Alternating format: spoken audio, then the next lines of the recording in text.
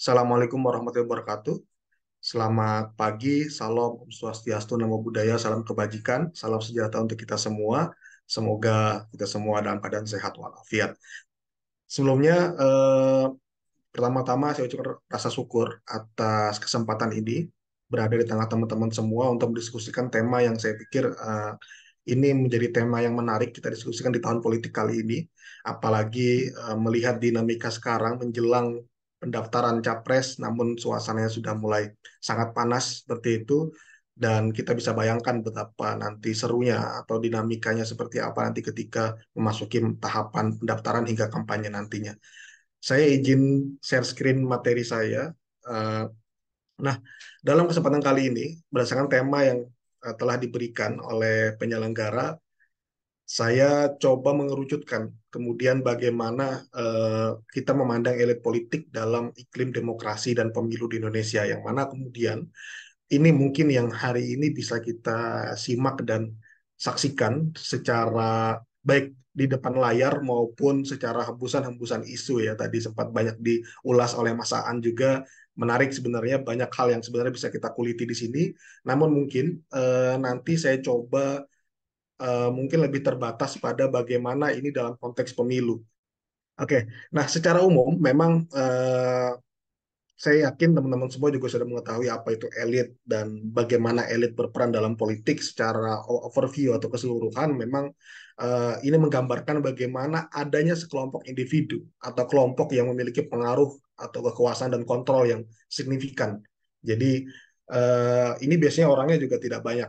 Misalkan kalau kita representasikan elit sebagai kekuatan ekonomi misalkan, orang yang memiliki kekayaan di atas 15 miliar itu hanya 0,1% atau 190.000 lebih, tidak sampai 200.000. Yang artinya elit ini adalah segelintir orang yang dia jumlahnya sedikit, namun secara pengaruh dan kekuasaan ia bisa melakukan kontrol terhadap berbagai hal, termasuk pengambilan keputusan. Nah, termasuk pengaruhnya terhadap proses-proses politik. Nah, kemudian karena dia memiliki sumber daya ekonomi tadi, tidak jarang juga dia bisa membuat sebuah permainan yang sentral ya, permainan yang strategis dalam hal-hal yang politik. Maka ketika teman-teman mahasiswa kemarin beberapa waktu belakang lah banyak kemudian memprotes terkait dengan bagaimana sebuah kebijakan tidak berpihak kepada masyarakat misalkan, atau banyak celah terhadap kebijakan tersebut, maka inilah yang kemudian bisa kita indikasi adanya sebuah kepentingan, mungkin adanya kemudian hal-hal selipan kepentingan dari segelintir orang dan lain sebagainya. Nah, ini mungkin lebih banyak nanti kajiannya di kajian oligarki politik seperti itu. Ini mungkin yang bisa menjadi gambaran siapa sih sebenarnya elit itu. Nah, tentu pejabat pemerintah, bagaimana kemudian orang yang sudah memiliki jabatan, tentu dia bisa memiliki pengaruh terhadap kekuasaan dan merumuskan kebijakan. Seorang presiden, menteri, gubernur, bahkan anggota parlemen itu elit-elit yang jumlahnya kan tidak banyak dan mereka punya punya privilege untuk kemudian memanfaatkan jabatannya.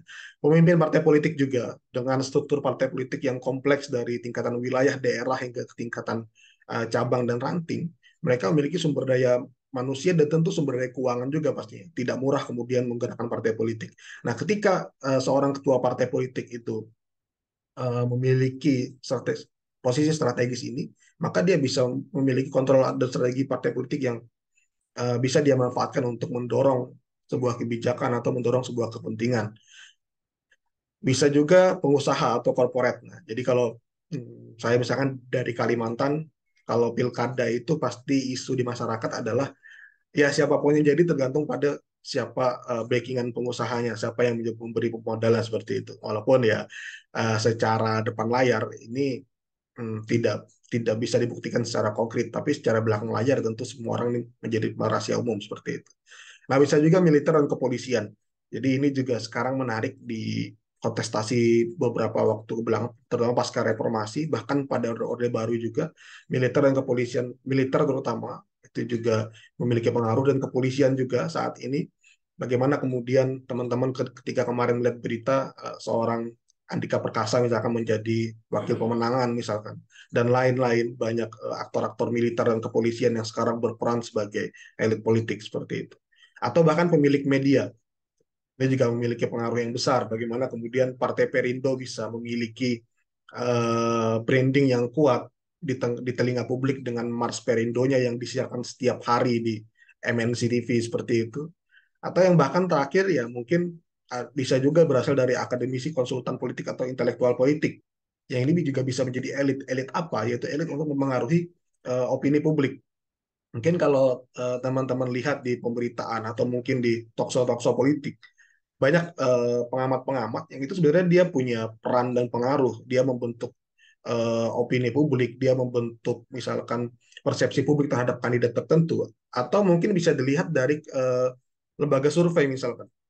Bagaimana dia mempengaruhi proses pembentukan koalisi dengan hasil surveinya gitu, hasil apa namanya elektabilitasnya dan positioning dari hasil elektabilitas itu yang mempengaruhi kemudian peta koalisi dan seterusnya. Ini bisa juga kita sebut sebagai elit dalam hal konsultan, akademisi maupun intelektual politik. Nah, kalau dalam pemilu banyak sebenarnya yang bisa dilakukan secara keseluruhan.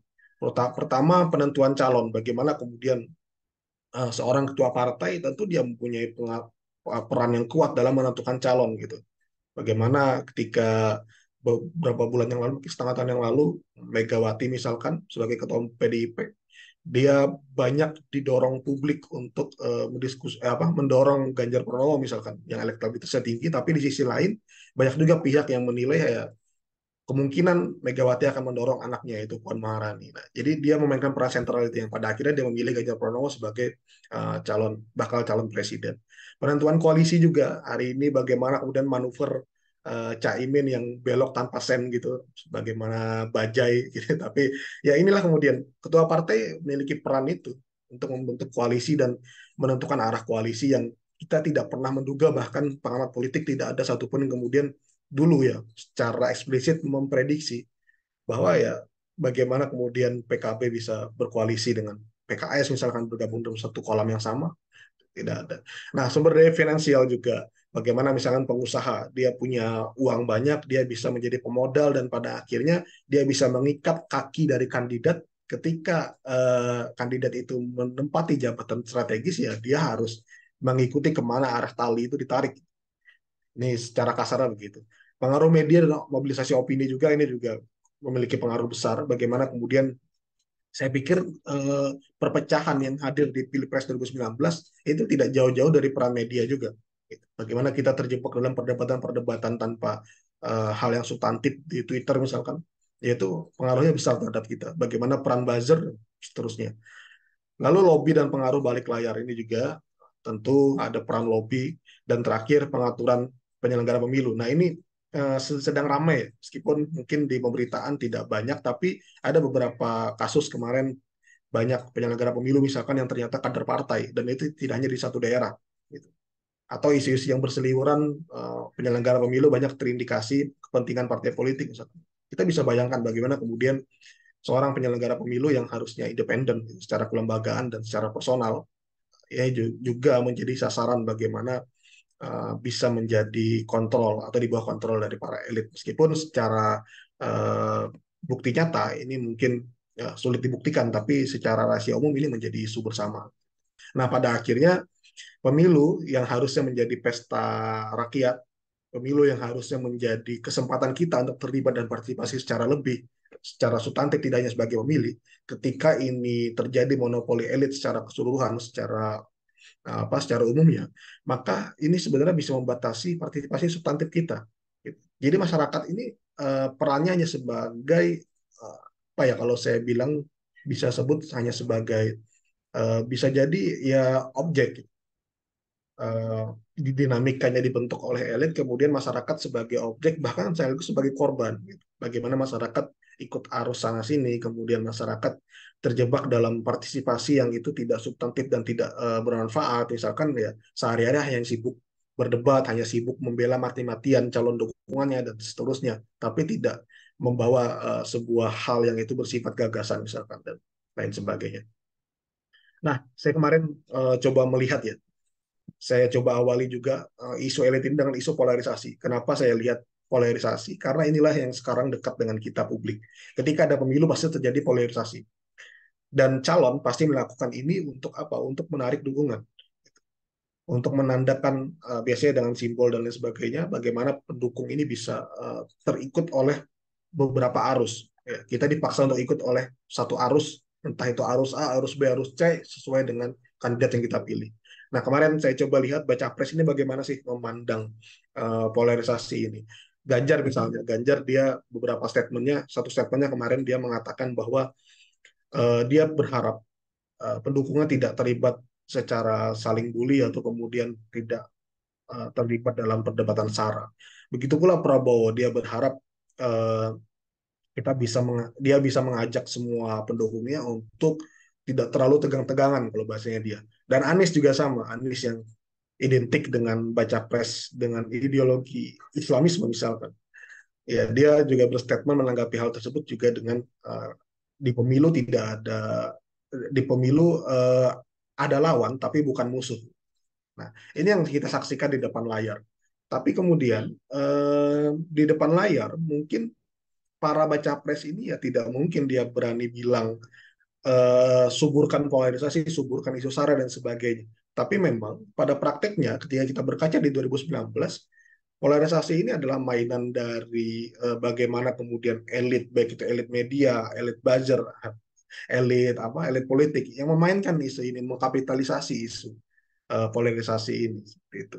Dan pada prakteknya memang uh, isu ini masih menjadi cara yang efektif untuk mendulang suara dari oleh para elit politik gitu. Daripada dia capek-capek, ya bahasa kasar, daripada dia capek-capek membuat gagasan, membuat mengawal sebuah isu yang belum tentu itu bisa menarik suara dari masyarakat, tapi dengan sentimen sara, sentimen isu negatif, dia bisa mengikat secara emosional pemilih. Akhirnya pemilih merasa, oh dia satu pemahaman dengan saya secara emosi, maka saya akan ikut dia. Gitu.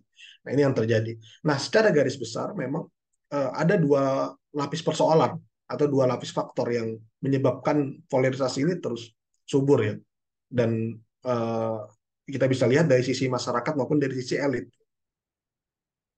Dari sisi masyarakat, kalau dari segi teori psikologi pemilih ya atau perilaku pemilih, ada yang namanya attitude partisan bias gitu atau fanatisme buta yang mana misalkan ada seorang pemilih ketika dia 2014 dan 2019 dia memilih Joko Widodo misalkan, maka secara fanatisme dia akan terus berpihak kepada Pak Jokowi. Seberapa buruk kinerjanya, seberapa bermasalah pun seorang pemimpin, ketika dia sudah uh, terbentuk fanatisme ini atau terjadi partisan bias ini, maka dia akan terus mengaku puas dan terus menganggap citranya itu bagus gitu. Jadi dia terus denial atau menolak terhadap berbagai hal yang itu bersentimen negatif terhadap kandidatnya. Nah, inilah kemudian kenapa pemilih kita lebih mengedepankan emosional dibandingkan dengan rasionalitas. Jadi, misalkan ketika ada sebuah isu, saya misalkan pendukung capres B misalkan, kemudian ada sebuah isu yang itu isu negatif terhadap capres C. Karena saya pendukung capres B, saya tidak peduli benar salahnya isu tersebut. Maka saya akan mengesernya ke grup WhatsApp, akan mengesernya ke sosial media. Padahal itu bisa jadi hoax gitu. Karena kita mengedepankan emosionalitas. Nah, pada akhirnya kita hanya melihat isu politik ini dari depan layar gitu. Tapi kita tidak tahu bahwa permainan belakang layar ini ya kompleks gitu. Tidak sesederhana yang kita lihat. Bagaimana kecewanya para pemilih dulu 2019 gitu. Mati-matian dukung salah satu capres, baca cawapres gitu. Bahkan berani mati tapi ketika pelantikan dia mereka gabung jadi satu. Kan kasihan gitu. Bahkan sampai berantem dengan tetangganya, bahkan ada sampai cerai gitu. Suami istri gara-gara beda pilihan. Ternyata Jokowi dengan Prabowo kawin dalam satu koalisi. Nah, lalu bagaimana dengan lapisan elit? Jadi yang menarik adalah polarisasi ini menjadi kotak Pandora yang ini dirawat sebenarnya. Coba mungkin teman-teman boleh cek apakah pernah timbul isu polarisasi atau isu SARA sebelum pemilu 2020 misalnya 2021 2022 tidak ada. Tapi ketika menjelang pemilu ini menjadi kotak Pandora yang dibuka kembali gitu. Yang ini kemudian menjadi kapitalisasi isu oleh para elit, menjadi kapitalisasi sentimen, menjadi bahan jualan. Nah, sama halnya dengan Pilpres 2014 atau 2019 misalkan. Ketika kedua capres berlatar ideologi yang sama yaitu nasionalis, Tapi tetap salah satunya pasti dibentuk atau dikonstruk secara Islamis gitu. Prabowo yang dikonstruk secara Islamis, Jokowi secara nasionalis. Dan di 2024, saya pikir hal ini akan sama. Misalkan, anggap aja nanti tiga baca pres ya besok ya. Anggap aja tiga baca pres. Ketika putaran kedua, misalkan yang lolos adalah, misalkan ya ini ya, simulasi pertama misalkan Ganjar dengan Anies. Pasti yang dikonstruk Islamis adalah Anies. Misalkan yang lolos putaran kedua adalah Prabowo dan Anies. Pasti yang dikonstruk Islamis adalah Anies. Atau misalkan yang putaran kedua yang lolos adalah Ganjar dan Prabowo. Yang dikonstruk sebagai Islamis adalah pasti Prabowo. Pasti ada salah satunya yang akan dikonstruk secara Islamis. Ya ini hal yang wajar dalam sebuah negara demokrasi yang mayoritasnya adalah penduduk Islam gitu. Dan pasti identitas menjadi barang jualan yang eh, mudah untuk mendulang suara. Lalu yang kedua, saya coba melihat elit dan pemilih muda.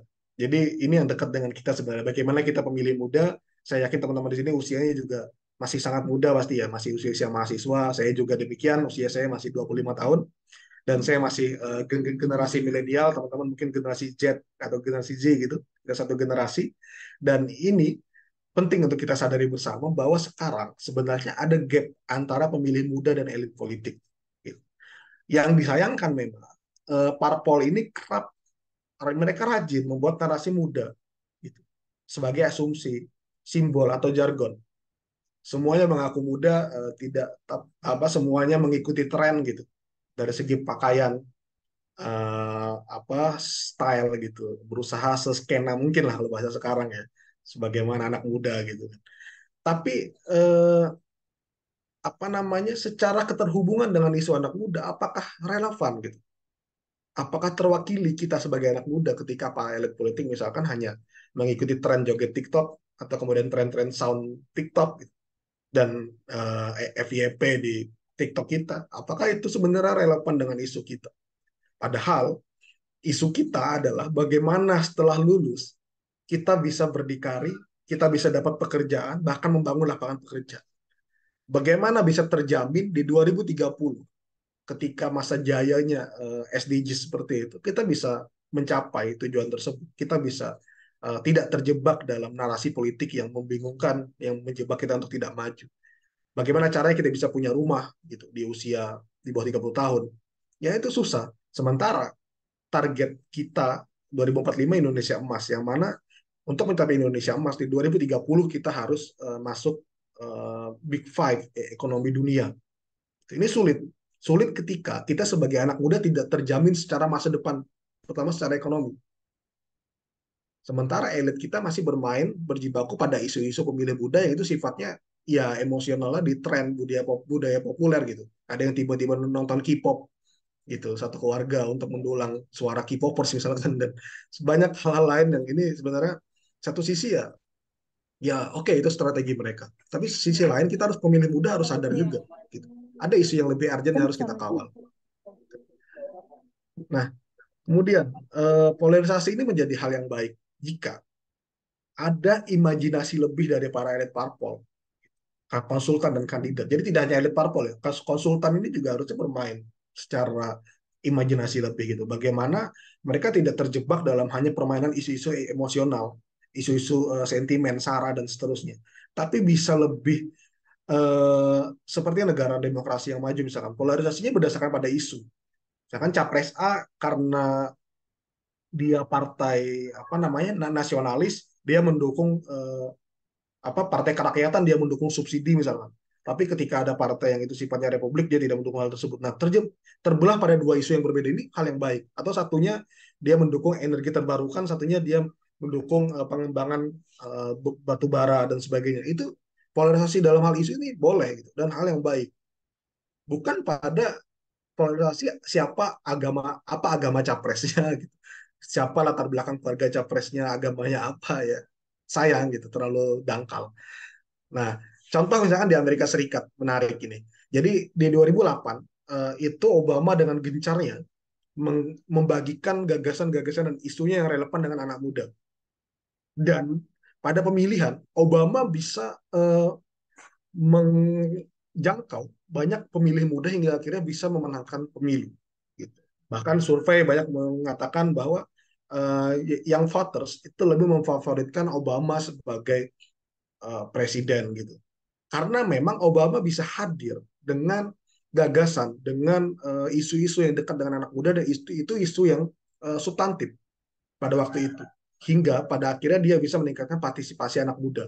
Nah, di Indonesia ini terbalik gitu. Agak miris juga sebenarnya, agak agak mengkhawatirkan. Di 2019, pemilih muda itu partisipasi secara pencoblosannya meningkat. Tapi apakah kita pernah bertanya, pertama misalnya, pernah bertanya, kenapa ini mereka meningkat? Apakah karena kesadaran atau karena politik uang misalkan? Atau karena tren eh, kalau nggak ke TPS nggak keren gitu. Dulu saya ingat betul gitu, 2019 itu teman-teman di Instagram itu semuanya story-nya coblos di TPS gitu. Merasa keren, ikut isu. Ya, akhirnya FOMO, ya, fear of missing out. Kalau nggak ikutan nggak keren gitu.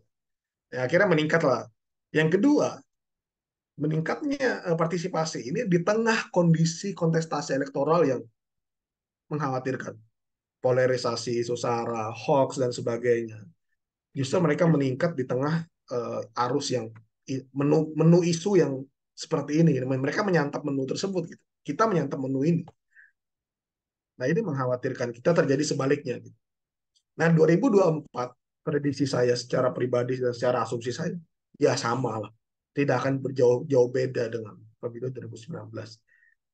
Pasti gorengan isinya sama, tapi mungkin bedanya di 2024 60% adalah pemilih muda dan saya yakin tidak semua pemilih muda itu secara literasi digital buruk.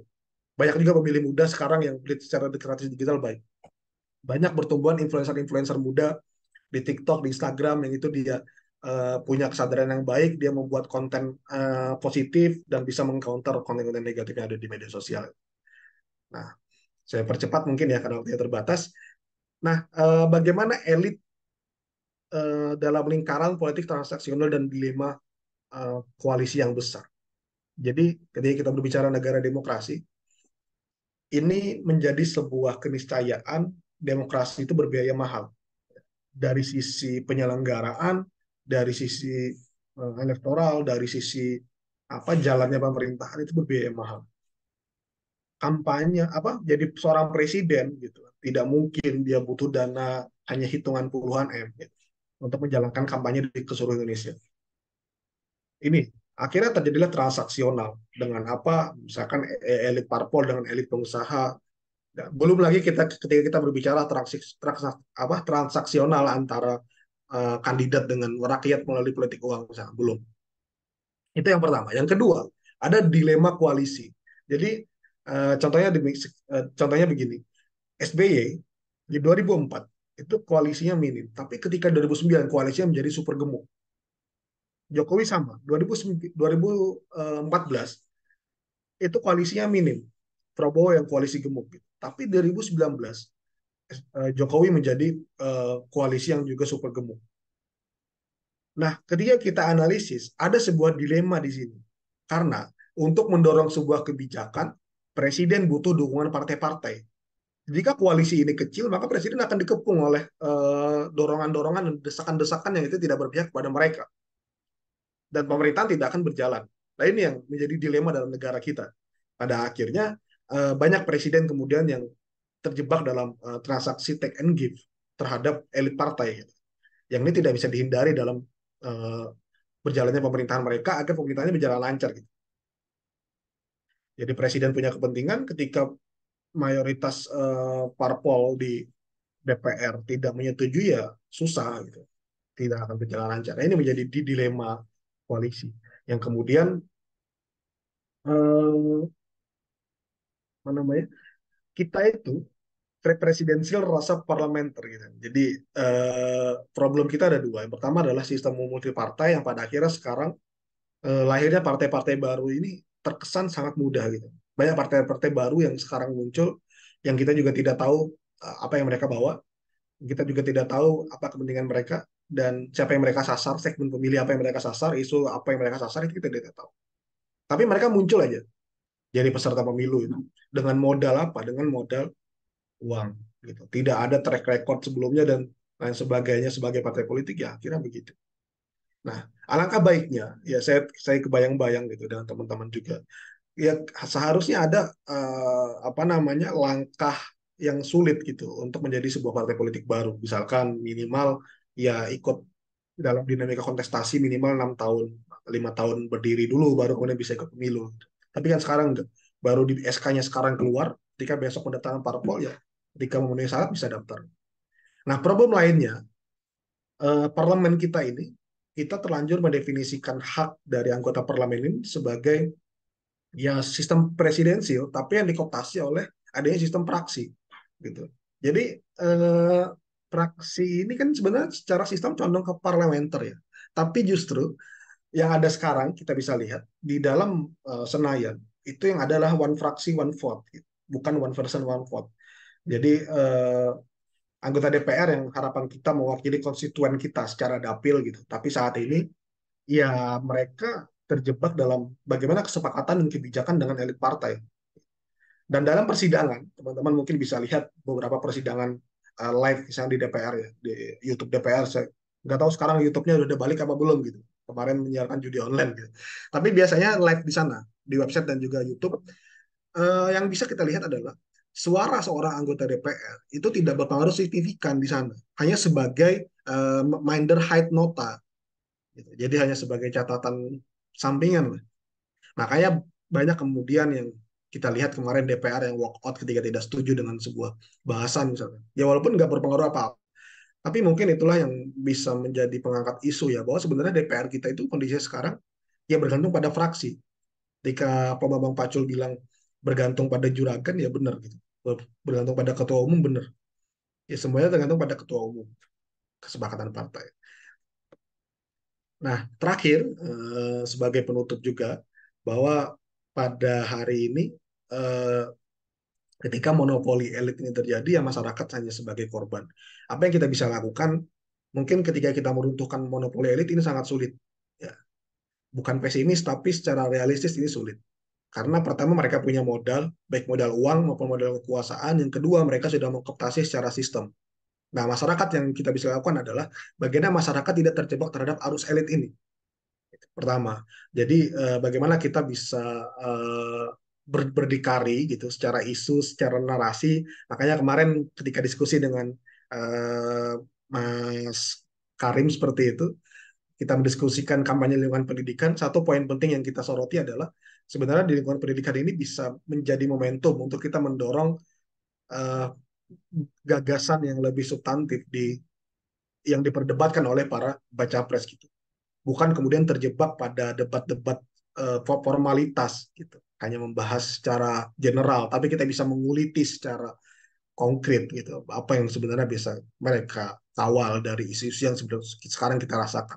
Apakah pernah kemudian teman-teman mendengar isu konkret gitu dari baca pres yang dilakukan terkait dengan bagaimana keluar dari kemiskinan ekstrim misalkan, bagaimana keluar dari kemiskinan ekstrim, bagaimana kemudian bisa menjamin kita anak muda bisa punya uh, hunian gitu di usia yang matang gitu, di usia yang muda. Ya, yang ada sekarang hanyalah obrolan omong kosong yang tidak masuk akal gitu. Ada yang menjanjikan BPJS gratis gitu kan. Ya itu secara kebijakan ya mungkin saja, tapi kan ya kita juga bisa rasional gitu. Ya seberapa ini sih gitu. Ada yang menjanjikan pajak motor gratis gitu. Jogja itu ada balihonya itu. Ketika saya menang pajak motor gratis gitu.